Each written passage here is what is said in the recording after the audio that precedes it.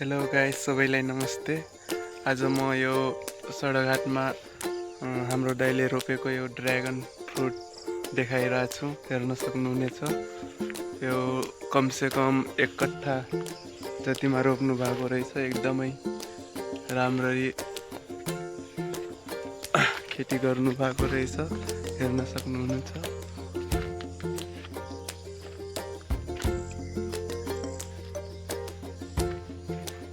एकदमै राम्रो बोट रहेछ।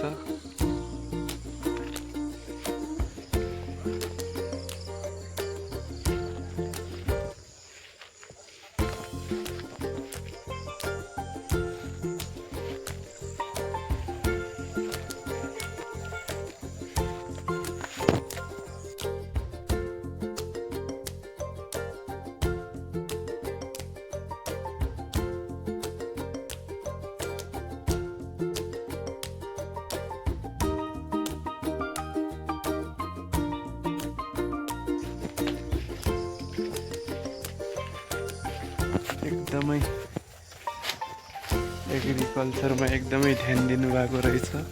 सबैतिर एकदम राम्रो खेती गर्नु भएको रहेछ। कमसेकम केरा खेती पनि 10 कट्ठा जतिमा रोप्नु भएको रहेछ। राम्रो छ। सायद 1-2 लोटसम्म बेचिसक्नु भएको रहेछ। लास्ट त अलिअलि बचेको रहेछ।